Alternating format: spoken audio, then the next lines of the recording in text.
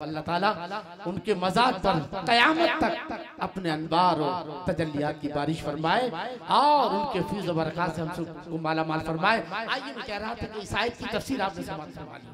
अल्लाह फरमाता है, आलिमाना तफसीर समाअत फरमा ले कि तुम अलग अलग ना हो जाओ, नहीं तो तुम कूड़ा हो। क्या हो? क्या हो? तुम्हारी कौम का हर चेहरा जगमगाएगा, तुम्हारी कौम का हर चेहरा जगमगाएगा।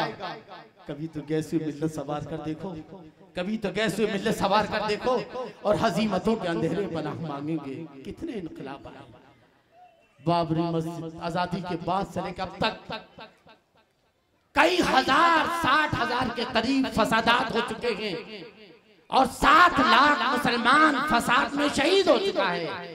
7 लाख जंग आजादी में शहीद हुआ मुसलमान, जिसमें 80,000 उलमाए किराम थे। और आजादी के बाद अब तक कितने मुसलमान शहीद हुए फसाद में? 7 लाख। गुजरात फसाद के पहले तक की बात कर रहा हूं। अल्लाह में इकबाल ने कहा था, खुदा तुझे किसी तूफान से आशना कर दे कि तेरी बहर की मौजों में कितने इनकलाब आ गए, मगर मुसलमान बेदार क्यों नहीं हुआ? ये मुसलमानों के इख्तिलाफात खत्म क्यों नहीं हुए? ये मुसलमान एक प्लेटफार्म पर क्यों नहीं आए? ये मुस्लिम उलमा, ये जहां मजहबी क़यादत, ये सियासी क़यादत एक प्लेटफार्म पर क्यों नहीं आई? मैं इंशाअल्लाह इसके बाद बताता हूं कि हम अभी तक क्यों बटे हुए हैं, अभी तक हम मुत्तहिद होने की कोशिश क्यों नहीं कर रहे हैं? क्योंकि हमारा इख्तिलाफ ये अज़ाब इलाही है, ये अज़ाब इलाही है। और अज़ाब इलाही उस वक्त तक नहीं जाता जब तक कि हम अपनी गलतियों के एहसास के साथ उन पर सच्ची तौबा न कर लें। उसके बाद अज़ाब इलाही हटता है, उससे पहले नहीं। यह अज़ाब इलाही हटने का दस्तूर है कि जिस कौम पर अज़ाब नाज़िल हो गया है, अगर वो उस वक्त जो है सच्ची तौबा कर ले और अपने नबी की सच्ची वफादार बन जाए तो अल्लाह ताला अज़ाब को हज़रत यूनुस अलैहिस्सलाम की कौम इस बात पर मौलाना शरीफ साहब आगे आ जाइए। आपकी राबोड़ी की फर्जंद है और माशाल्लाह बड़े हसास है। इन नौजवानों को देख करके हम जैसे लोगों को भी जोश आ जाता है। अल्लाह ताला इनके अमल में बरकत अता फरमाए। दुरूद शरीफ पढ़ के सुना दे। वो मौलाना मोहम्मद मुबारक वसल्लम उलमा किराम बैठे हैं, अगर कहीं इस्लाह की जरूरत हो तो बिल्कुल इस्लाह कर, भरपूर इजाजत है जी। मैंने हमेशा कहा है कि अपने अपने मसलक पर बरकरार रहते हुए कुछ नुकसान नहीं होगा। आप अपने मसलक पर बरकरार रहो। मैंने दूसरों के स्टेज पर जाकर के मैंने खुल्ला खुल्ला ये बात कही है कि मैं मसलक के आला हज़रत का तर्जुमान हूं। मैंने दूसरों के स्टेज पर कहा और उन्होंने ऐलान किया है कि आप मसलक के आला हज़रत का तर्जुमान मुफ्ती शरीफ साहब भी आपके सामने आ रहे हैं। मैंने कभी अपने मसलक को जो है दगा नहीं दी, कभी छोड़ा नहीं है। लेकिन मुझे दुख ही होता है कि जब इत्तेहाद की बात आती है तो उलमा की जबान पर सुलह कुल्ली का लफ्ज क्यों आता है? मुझे दुख है इस बात का। इत्तेहाद गाली बन चुका है उलमा के नजदीक, इत्तेहाद गाली बन चुका है अक्सर नादान आइम्मा के नजदीक जो है। जबकि इत्तेहाद कल भी जरूरी था, आज भी जरूरी है और कल भी जरूरी है। हालात और बिगड़ने वाले हैं और बिगड़ने वाले, अल्लाह करे ना बिगड़े, लेकिन हालात। किसी ने कहा है कि तुम्हारी कौम का हर चेहरा जगमगाएगा, कभी तो कैसे मिल्लत सवार कर देखो, हजीमतों के अंधेरे पनाह मांगेंगे। हजीमतों, हजीमत माने शिकस्त।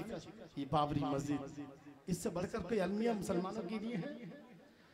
बाबरी मस्जिद की शहादत के बाद वहां राम मंदिर की तामीर, हमें मंदिर से वो नहीं है, कोई बात नहीं है, बनाए, मगर ये है कि हमारी मस्जिद तोड़कर बनाएंगे। जहां कोई मंदिर का कोई निशान सबूत हमारे पास है। मैंने ये बात 6 दिसंबर को अय्यद महल में कही, जहां चारों तरफ पुलिस लगी हुई थी। मैंने कहा कि मंदिर बना हमें कोई, आपको हमारी मस्जिद से तकलीफ हो सकती है, हमें मंदिर से कोई तकलीफ, क्योंकि हमारा मजहब ये कहता है कि दूसरों की इबादत गाहों को ना गिराओ जी, दूसरों के बूढ़ों की इज्जत करो। हमारा मजहब किसी से नफरत की दावत, हाँ हमारा मजहब जालिम से नफरत की दावत देता है। इसलिए इस हिंदुस्तान पे हमने 700 साल राज किया। कितने साल?